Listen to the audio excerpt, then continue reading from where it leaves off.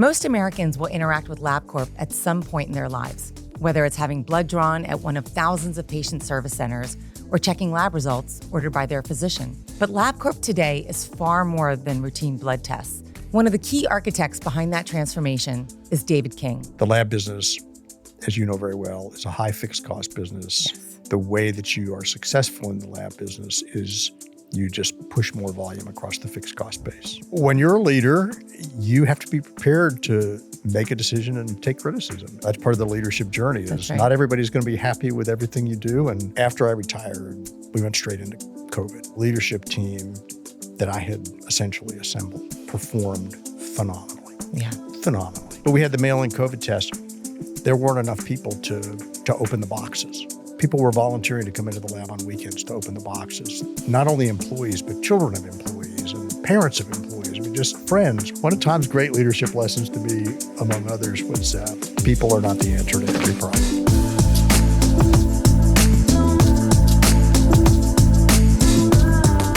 Dave King was CEO for almost 13 years. During that time, LabCorp's revenue grew from roughly $4 billion to $14 billion.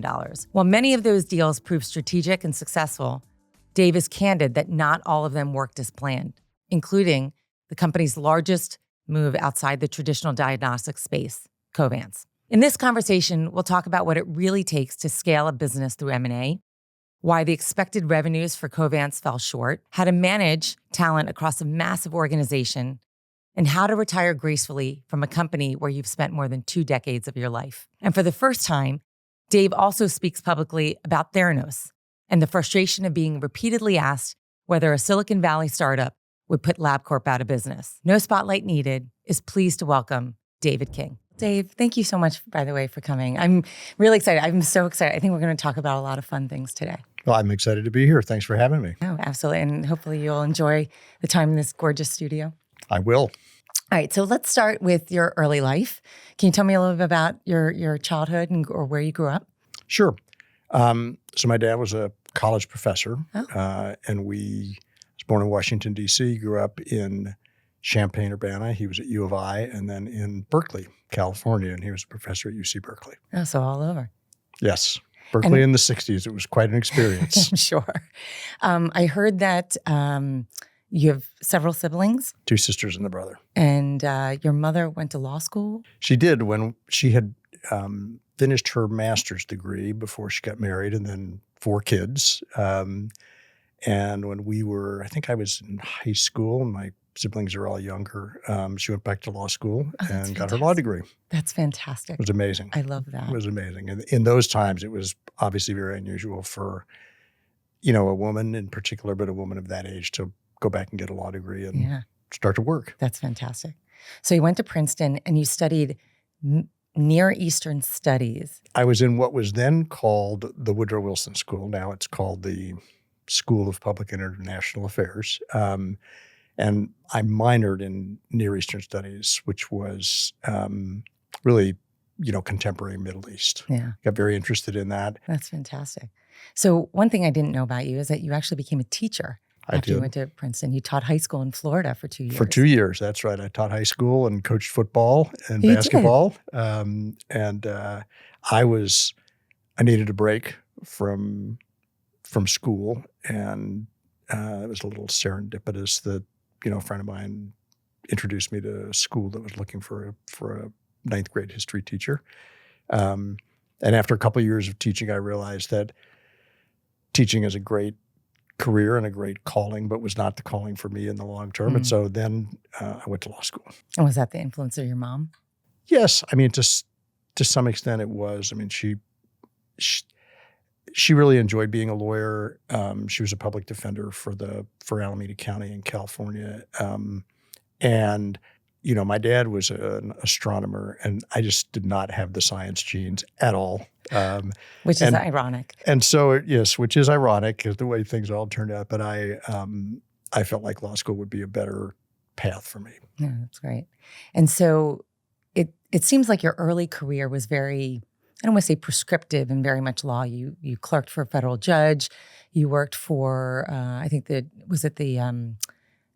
Not the district attorney's office. First, I was at a prosecutor's yeah, I office. was at Covington and Berkeley, and then I was at the U.S. Attorney's Office in Baltimore, and then I went to it was then Hogan and Hartz, and a very traditional legal career. Clerk, go to a big firm, go to the U.S. Attorney's Office to learn to try cases, stay for about 3 years, go back to a big firm. So up to that point, everything was kind of the path that you would expect everybody to be on. So was that the assumption you'd become a partner and you'd continue on that? I did become a partner, and it sort of didn't really occur to me to do anything else. I got involved with a couple of big, I started out actually at the law firm working with a partner who was doing restructuring and creditors' rights, representing banks, which I really enjoyed. And then I was asked to get involved because I had been in the U.S. Attorney's Office, to get involved in a False Claims Act case and an associated criminal investigation. And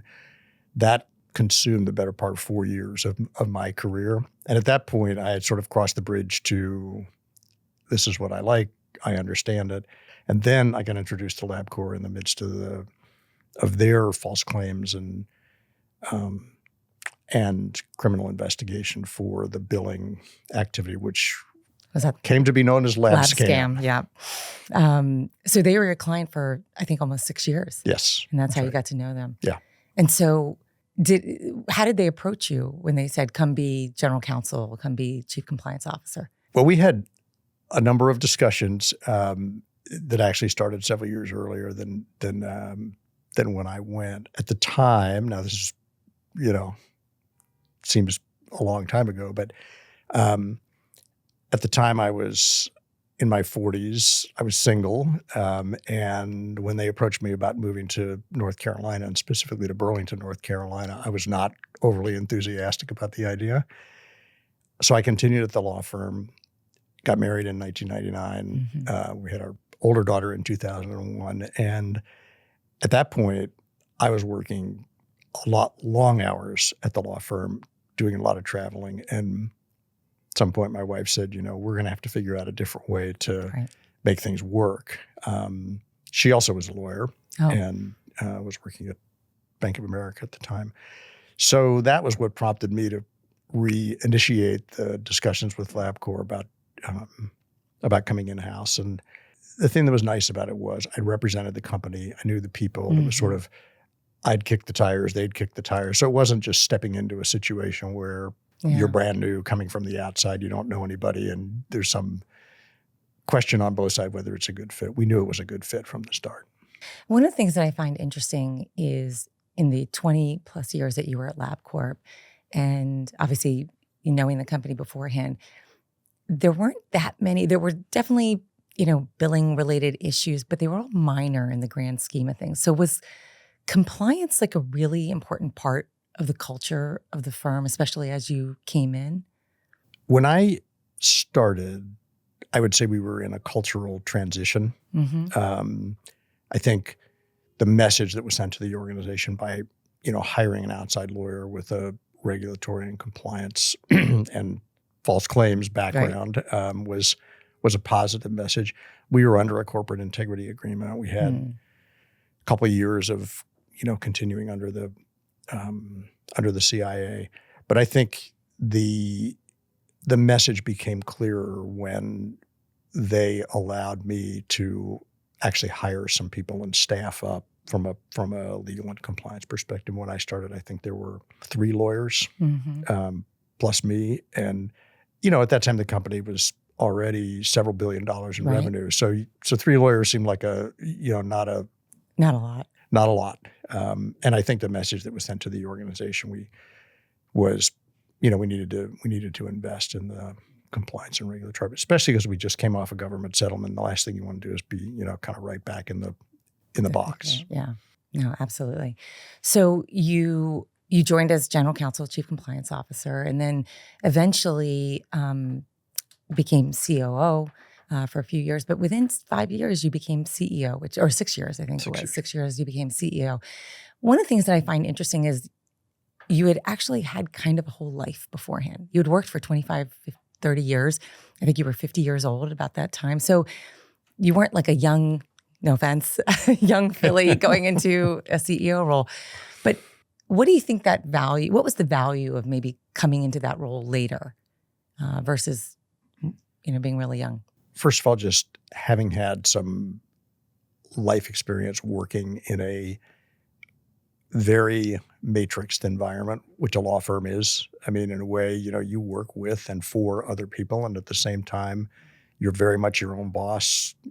You have to focus your energy, be productive. And so I think that helped me a lot. I think that what I liked about being a lawyer was being a lawyer taught me how to think about things and how to analyze. And so I didn't have to learn all that when I came to LabCorp. I definitely had to learn some new, not the legal things, but I had to learn how the business worked. And I think I probably knew also that if you were going to be the lawyer, and especially the chief compliance officer, you couldn't just always say no to everything. Right. Because that makes you completely ineffective. And people they always then are trying to figure out how to go around. Yeah. So I think that helped me. I knew that I had to get out in the field. I knew that I had to be in the labs. I knew that I had to go to the service centers and see, how people's blood got drawn. And I mean, there was a tremendously rich amount of learning in the first couple of years as I did all those things. I read that when you became CEO, you envisioned that it was just a bigger version of the COO role, but that's true. It was not. No. What's that difference? I would say it probably took me 2 years to figure out really what a CEO is supposed to do. When you come from an operational background, and I had run had responsibility for our central labs business, and then for the then U.S. labs and esoterics businesses. When you come from an operational background, the things that you focus on are revenue, expense, headcount. Right. Those things are still really important when you become a CEO, but they're important for other people to focus on. And what I learned is obviously relations with the investment community are very important. Yeah. Relations with the board are very important. Thinking about long-term strategy is very important, which you really don't do in a chief operating officer role. Should, but you're, in a big organization as chief operating officer, you really just head down on operational performance. And then the last thing that I found required a lot of time was just building the team and focusing on the personnel issues. Yeah. And when I say personnel issues, I mean not only who are the right people, how do they fit together as a team, but also even when you start in the CEO role, you have to be thinking about ultimately the succession, and not only for yourself, but for all your key leaders. Yeah. I also read that your prior CEO, your predecessor CEO, said that you were lazy with the numbers. That is true. What did that mean? What did he mean by that? So I had and by the way, Tom McMahon is an amazing person. You probably knew him as an investor, but just a mentor and a great inspiration in my career. I was probably in my fourth year, because I had started reporting to Tom, I think, in 2005. And I was then, at that point, I was on the management committee. And so I had an evaluation with Tom, which I had never had before. And when I went in, he said, do a great job. You work hard, good leader, and have good followership. He said, I only have one criticism, and that is you're lazy with the numbers. And it's been a long time since I've been called lazy. Right, exactly. So I asked him to clarify, and he said, look, the business is driven by numbers. It's driven by volume. It's driven by price. It's driven by revenue. It's driven by expense. We capital investment. We have these meetings, and I don't see you engaging around talking about the numbers and the drivers of the business. And I don't think you spend any time looking at that at all, even though you have some operational responsibility. So I went out and bought myself a business calculator. TI. And whatever. We had a packet of monthly information that came around on all the businesses. And I carried it with me everywhere that I went. And I'd be sitting in the airport waiting for a flight, and I would be in my calculator and the numbers out. And I learned an incredible amount about the business from just, line by line going through where the expenses were, what we were spending money on, where the revenue was coming from, what the trends were. And he was right. I was just, I had not focused that kind of attention on the numbers. And interestingly, later in my career, when I was CEO, I would say the same thing to my team. You guys are lazy about the numbers. We come to these meetings and nobody seems to have any understanding of what the numbers are telling us. And interesting. And so it's not that people don't care about them. I think it's just that it's hard to get yourself of the mindset of, I was the lawyer. Why should I worried about my, how much expense I was costing the company and what the settlements cost. But you have to think about it in a broader perspective. Yeah. The numbers do tell a story. They do. That's right. So you talked about strategy. The role of a CEO is to think about strategy. And, as a LabCorp back then, as a U.S. diagnostics lab business, probably growing, GDP, maybe GDP plus. At what point did you and maybe with Tom say, look, we need to grow, we need to be faster, we need to start doing a lot more M&A? When did that pivot happen when you think about the shift in strategy? LabCorp had always been acquisitive. You remember LabCorp came to be because Roche Biomedical and NHL merged. And there were always sort of bolt-on deals that were going on. Probably around 2002, from the very beginning, there was a understanding that the business was always going to be subjected to stroke of the pen risk, to continued downward pricing pressure, whether it was from managed care or whether it was from the government. Yeah. And so the goal was always, how do we get into other spaces where we will have a little less exposure to kind of those headwinds. And I've only had the one experience, obviously, but when you think about it, you wake up every day and know that price is going to go down. It's just inevitable. Yeah. Right?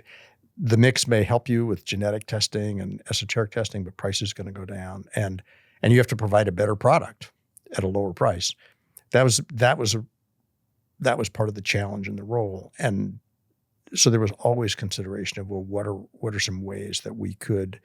I know we never would say diversify the revenue base, because investors don't like diversify, because they say, oh, well, that doesn't mean you like what you have. We love what we had, but could we broaden the revenue base so that we could create some buffer against, what we knew was going to be a challenging reimbursement environment. Yeah.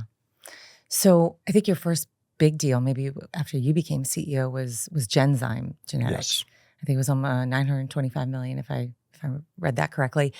And that got you into genetic testing, more advanced, or what they call esoteric testing. Why was that one important for you? Why was that important, as I think you called it, the crown jewel at that time? We had definitely a strong position in esoteric testing and in genetic testing, as did a number of our competitors. Mm-hmm. And when Genzyme decided so obviously Genzyme was a drug company. They had started this genetics business. I think it was a project of Henry Tremere, who was a brilliant man and, saw the sort of the future of genetic testing. They had an activist in the stock. The activist was asking him, why are you in the diagnostics business? You're a drug company and you've got great drugs for rare and orphan diseases. We saw Genzyme as just the opportunity to really round out the genetic offering with more complex and sophisticated genetic testing with the rare and pediatric disease. We just viewed that as a great jumping off point to really take a market leadership position in genetics. Yeah, I didn't know that history on the Genzyme piece. But one of the things that I think I read it had 300 MDs and PhDs when you acquired it, which might have been a little different than maybe the profile of the LabCorp employee base. And so when you think about integration, particularly, acquiring a more advanced lab, if you will, how do you think about integration and how do you bring them onto the culture of what LabCorp is? And maybe another question related is a big deal just as easy to integrate as a small deal, or is it much harder? It's interesting because historically, so when we did the esoterics transaction and when we did the Dianon transaction for some period of time, we kept those businesses separate. We kept their brand identity different. We allowed them to use their own names and logos on requisition forms, put out press releases under their name. And at some point, and I think it was probably after, the market really, the overall market, we went through a recession as a country, and we realized that one of the things that customers liked about us, and we started doing more market research, was the stability. Mm-hmm. LabCorp is always going to be there. Sure. They didn't have to worry about one day they were going to wake up and their lab wasn't going to be in business anymore. Yeah. So we changed our philosophy on integration to say we just need to be LabCorp. Yeah, we need to be one company, and we need to, instead of focusing on keeping somebody else's culture, we needed to focus on our culture becoming the culture that we wanted it to be and integrating people into that culture. And I think the Genzyme acquisition was significant for us in that it was a different group. We had pathologists, we had great scientists, but this was a really large group, and they were also quite far-flung, New Mexico, Boston, places that we didn't have a lot of locations. So we put a lot of energy and effort into, we need to be visible, we need to welcome them culturally, and we also need to highlight for our colleagues, the importance of making this work, because it was so, in my view, it was really critical to LabCorp's future success. This was from a patient care perspective, from a clinical and scientific perspective. This was the thing that was going to really, in my mind, set us apart from our competition. Yeah, I think in your tenure, you did at least what I counted, at least 14 major deals, and then dozens and dozens more. I think spending almost $12 billion. We'll get to some of the other ones in a second. But are there any deals that you regret that you weren't able to do or get across the finish line? I don't regret any deals that we didn't do. Sometimes the best deals you do are the ones you don't do, right? For many reasons. And I know we'll talk about it later, but I think in hindsight, after we acquired Covance and realized we had some shortcomings in the phase 2 through 4 business, I think that we should have done something promptly to bolster the business. Now, there's some context around that because many of our investors didn't love the Covance deal, and I think if we'd done another deal, there would have been some pushback. But that's something that I regret that we didn't do. Yeah, there are always transactions that don't work out the way you want them to. Anybody who said all their transactions are successful is probably selective memory is at work. That's right. Nice way of saying it. So there were a couple that we did that I think in hindsight were not the right deals, and not because they didn't turn out well. I mean, that's an easy way of saying, well, in 2020 hindsight, we shouldn't have done that. But because I think strategically thinking about where we were trying to go, they weren't the right fit for where we were trying to take the business.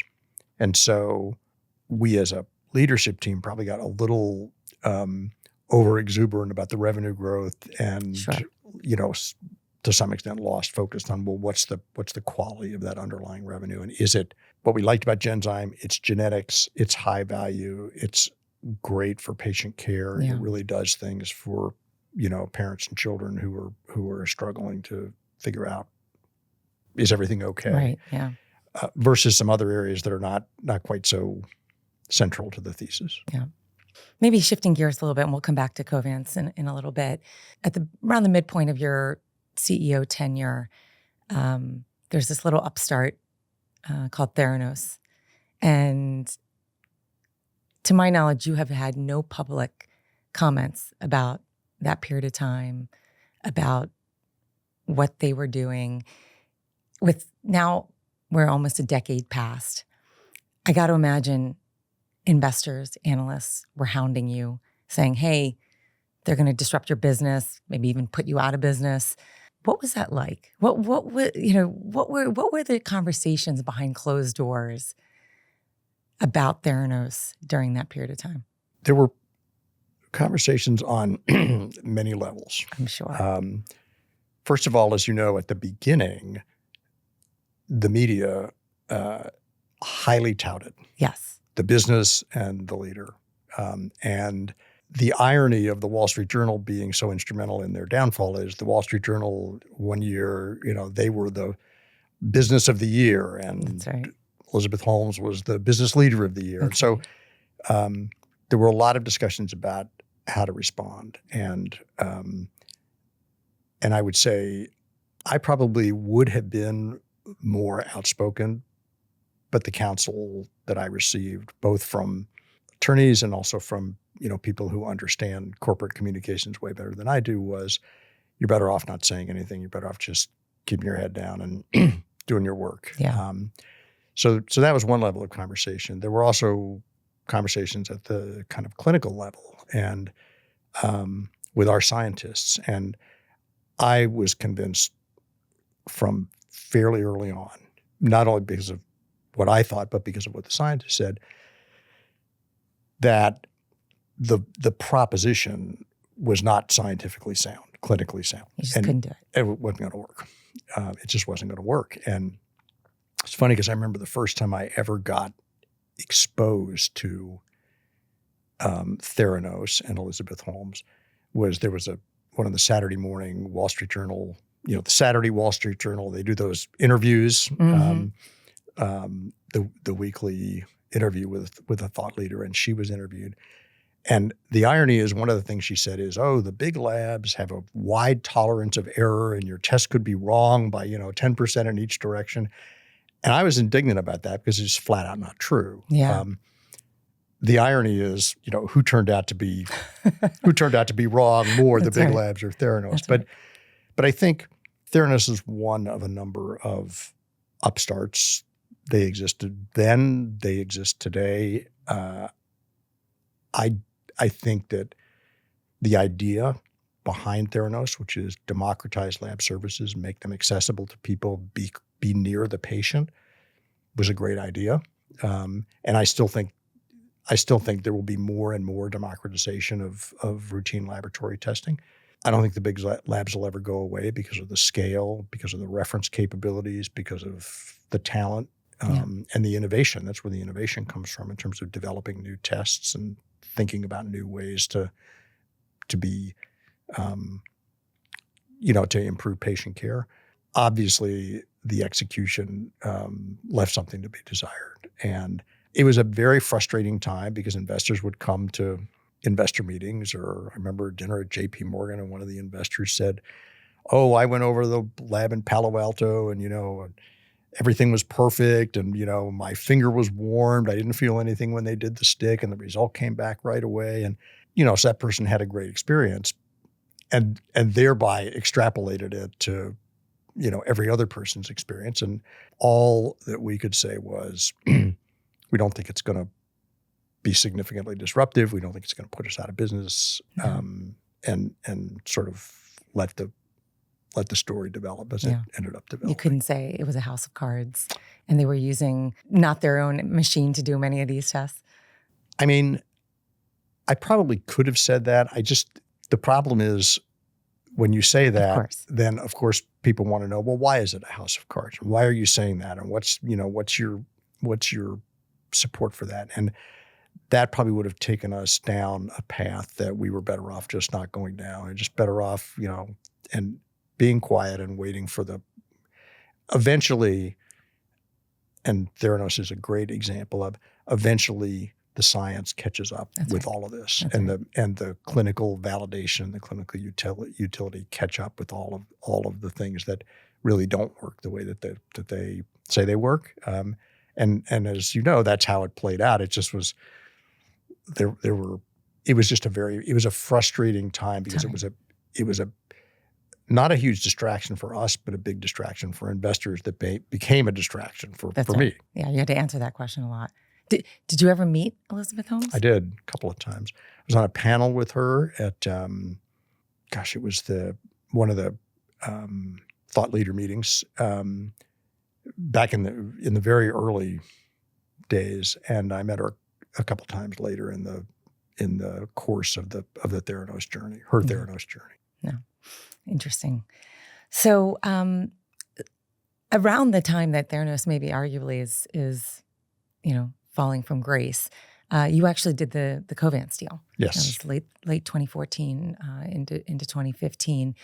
Talk to me about why it was so important to do. So Covance, as some of our listeners may or may not know, was a contract research organization. They're the ones that did the clinical trials on behalf of pharmaceutical companies. A really different business than LabCorp. Why did you feel that you needed to do this deal, or what did it provide for the future? We had our own clinical trials central lab. It's actually my first operational responsibility at LabCorp. And when I say we, I really mean the organization, not just me. We always thought that being more engaged with the pharma companies and being deeper in supporting pharma research was a huge value proposition and a great adjacency for us. The ability to develop, it's ironic now because it's 10 years later, but everything, a lot of what the industry is talking about today is companion diagnostics, right? And precision medicine and using the laboratory testing to identify what's the right drug and what's the right dose and is the patient responding. These were all things that we saw when we did Covance as areas that we could really take market leadership in because we would have the capabilities as we did drug trials to side by side develop the diagnostics that would support therapy selection and dosing guidance. And so it made a lot of sense to me, to the board, and to the team that this would be a great combination of two really, we felt, very strong businesses. Yeah, absolutely. So as years go by, I think the cost synergies of $100 million, those were realized. Yes. The revenue synergies, maybe not so much. And some would say this wasn't a great deal. This wasn't a successful deal. How might you frame that? It certainly didn't develop as favorably as I would have thought, would have expected.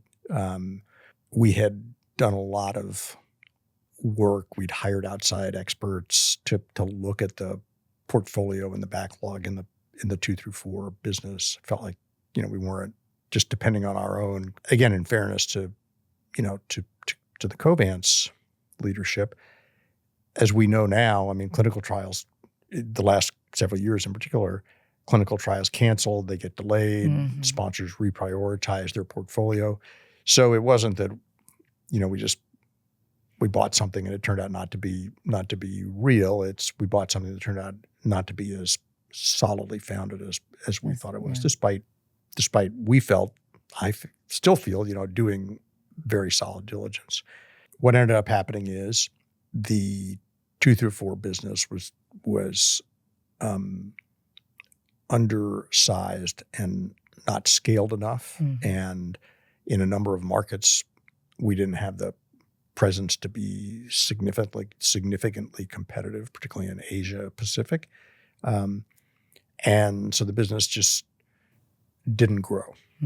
And ultimately, as you know, obviously, LabCorp decided to spin the business out as Fortrea. And I had retired. I understood the thinking.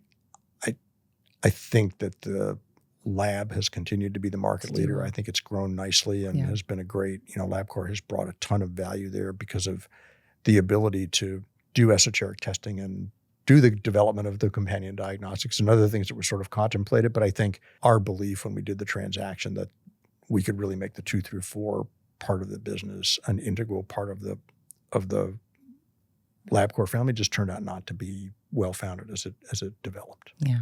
No, look, sometimes you have to take certain risks and make choices, and some work and some don't, right? Nobody bats 1,000, right?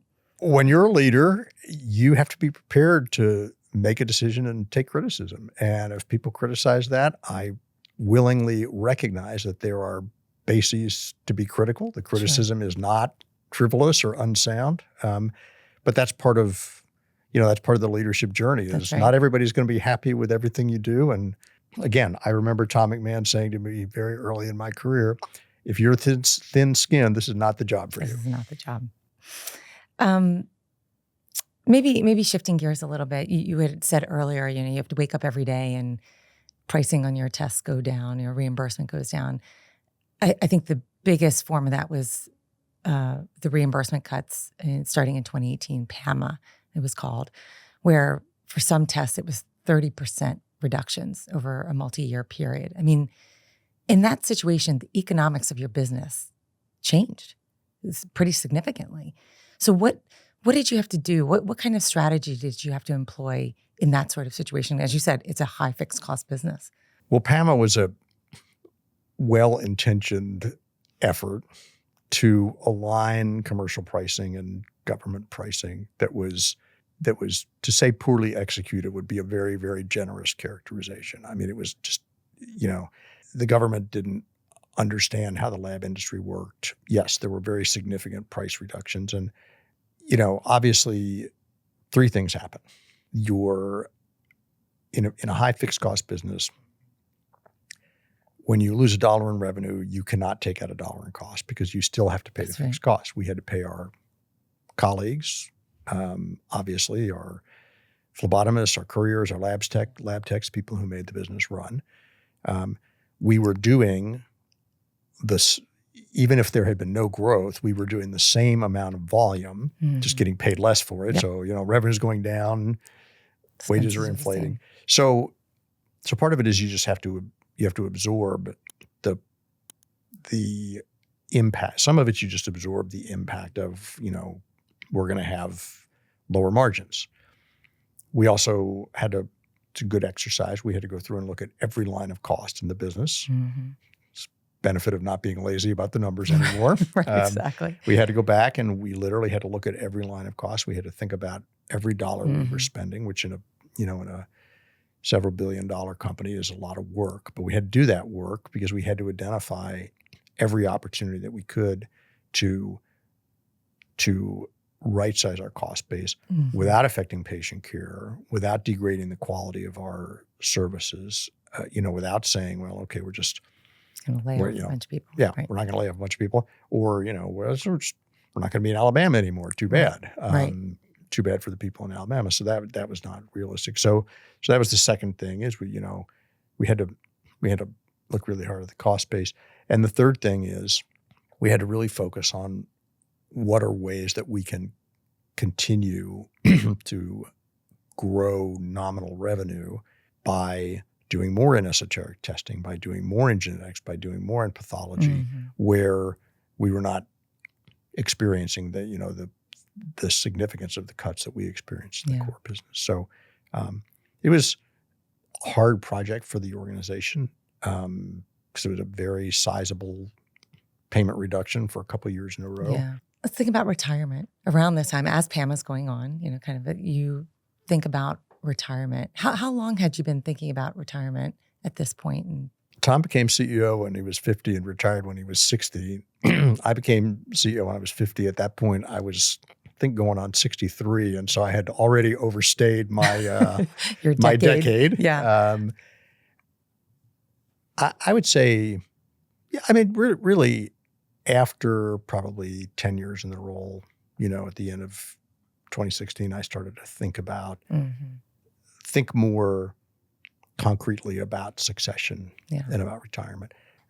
I loved the job. It was a great job. I mean, one of the hardest things about retirement is waking up every day with passion for something. When I was CEO of LabCorp, I never lacked for passion. I mean, you got up in the morning, make lives better for patients, I love that. Develop cutting edge technology to diagnose and treat disease and help people lead healthier lives. What a great mission. Mm-hmm.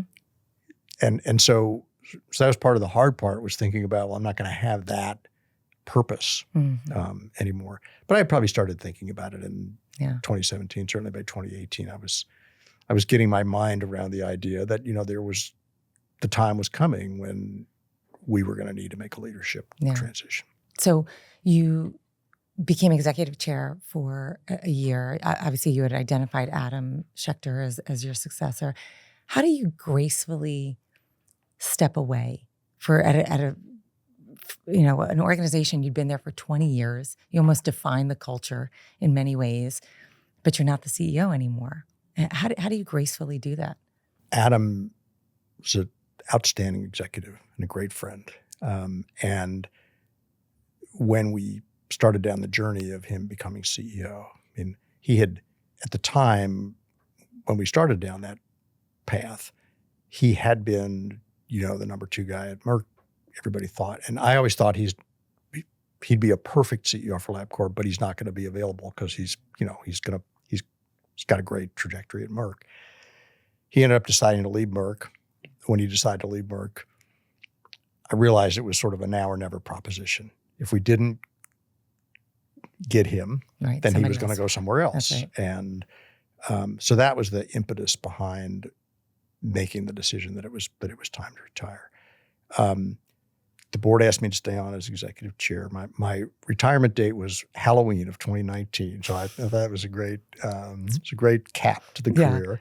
And they were very nice to me. I mean, they let me stay in the role as CEO through LabCorp's 50th anniversary and be the master of ceremonies, so to speak, at that, which really didn't have to do that, but it was a very generous gesture by the company. They asked me to remain as executive chair, and I said, I'll be executive chair until the next annual meeting, and then I will be done. Yeah. I just think that's so important. The board, no matter what you do, if the former CEO stays on the board for any extended period of time, there's always in the back of the board's mind, well, what would the predecessor do, right? And I don't want that for me, and I didn't want that for Adam. So I thought the right thing to do was to stay on, orderly transition. As it turned out, I ended up being much more involved in the business than I thought it would because of COVID and because of I had a network of FDA, managed care, government relations that I built up over that time. Adam also had a great network, but mine was different because it was focused on diagnostics and his was focused on pharma. But even when I retired, as you know, our corporate headquarters is in Burlington. I moved to an office over by the airport, but 45 minutes to an hour away. I didn't go to Burlington unless I was invited to go to Burlington by Adam. And I really made it a point, I made it a point to tell people, like, if you don't agree with Adam, I'm not the Court of Appeals. Don't call me, right? It's not my role anymore. I'm an advisor to Adam. I don't work for anybody else at LabCorp. I have no designated responsibilities. I'm going to do whatever Adam asked me to do. And I think it worked out fine. There were a couple of legal cases going on that I ended up helping with because they had been going on since during my tenure. But for the most part, I separated myself from the business side. Obviously, you're always going to miss the people, and there are people who you're going to always want to continue to see. But I separated myself from the business side quickly, and I felt like even in the time that I was executive chair of the board, it was not my role to be involved in day-to-day operations. Yeah, the respectful thing to do, if you will. Yeah. You've got, as we talked about, MDs, PhDs, exceptionally talented individuals from an academic standpoint. And then you've got phlebotomists and drivers. And so the talent pool is very different. How do you create a cohesive culture when you're dealing with very disparate sort of talent? And what was the common message and vision that you had to all of your employees? The patient is the common thread. And everything we tried to message was patient-centric. Mm-hmm. For the phlebotomists, these people who come in. I mean, I remember when early on. I mean, it's a tough job. Yeah, you're putting a needle in people's arms. It's next to the dentist. It's about that. the only thing I can think is worth is going to the dentist. Most of the people who are coming in are, they're probably not feeling well. They're not excited to be there. I really admired and continue to admire what the phlebotomists do because, there's a huge rush of patients in the morning. People are fasting, so they're cranky on top of it. I mean, it's just, yeah.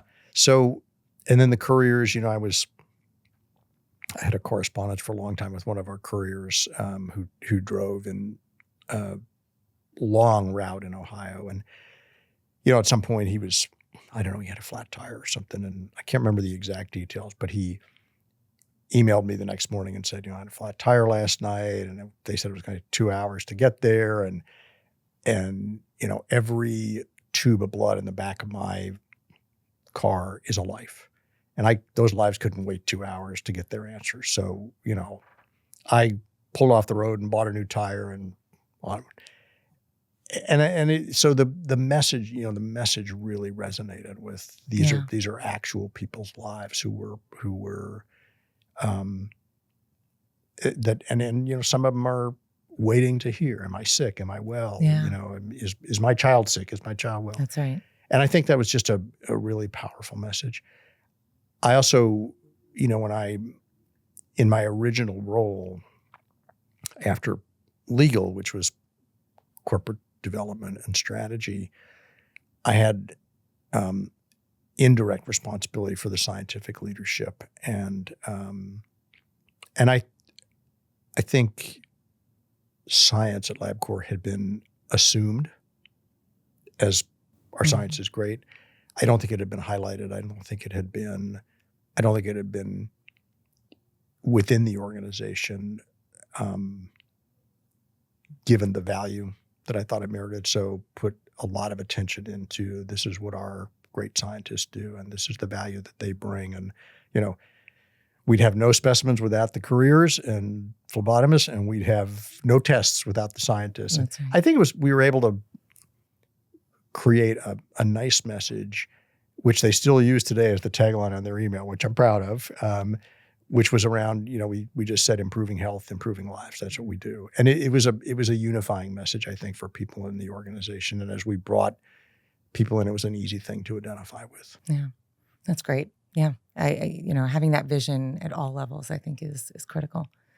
One other talent question I had for you was, one thing I did notice during your tenure is you actually had very relatively low turnover at the senior levels too. To what do you attribute that?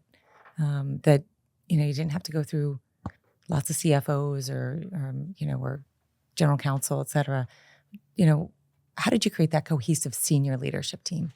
I think I was fortunate to have a really collaborative team to start with.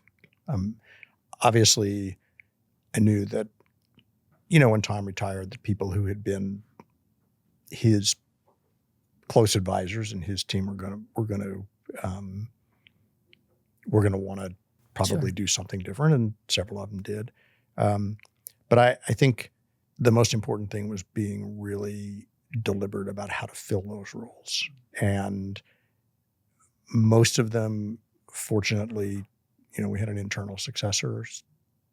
For the ones that didn't, I just wanted to make sure that people were a good fit. Mm-hmm. And so, they met a lot of people. They had a lot of exposure to the business before we decided to bring them on.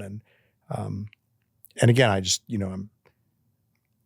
I was very fortunate that we had not only a collegial group, but a hardworking group and people who really understood the importance of collaboration and team play. Yeah, that's great. So as I look back on your tenure during your time, I think revenues grew more than 2.5 times, earnings more than doubled. I think your employee count went from 25,000 to 60,000. As you look back, what are you most proud of? Well, Tom would say, don't be proud of going from 25,000 to 60,000. One of Tom's great leadership lessons to me, among others, was, and it's something I still say today, in all the companies I work with, people are not the answer to every problem. Mm-hmm. Right? There's just this mindset in business. Well, if I have a problem, I just add more people, that's not leadership. That's just that's just kind of trying to wish the problem away by saying, well, if I just put more bodies toward it. What am I most proud of? There's a lot to be proud of. I would say, if I had to point to one thing that I'm most proud of, after I retired, we went straight into COVID.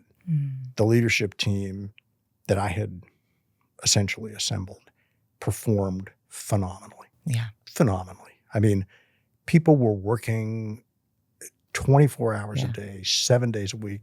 The lab techs, the scientists, the executives, everybody was part of it. I mean, as you may remember, we had the mail-in COVID test. Mm-hmm. We were it's another story, a story for another day. Yeah. But we had the mail-in COVID test. There weren't enough people to open the boxes because of the volume. People were volunteering to come into the lab on weekends to open the boxes.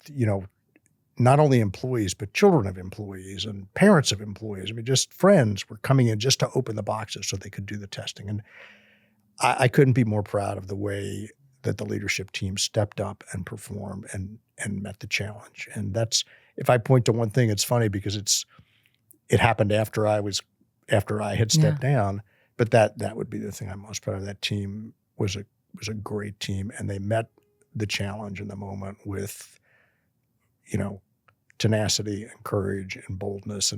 And as I say, I really think had it not been for the lab industry, the impact of COVID in this country would have been much worse, geometrically worse. Yeah. Well, it's a testament to the culture that you helped build. Well, thank you. Well, Dave, I can't thank you enough for your time. You've been just so wonderful and honest, which I really appreciate because being a leader is not always easy. So thank you for your honesty with some tough questions. So I appreciate it. It's been great to be with you. Thank you for having me on the podcast. Thanks, Dave.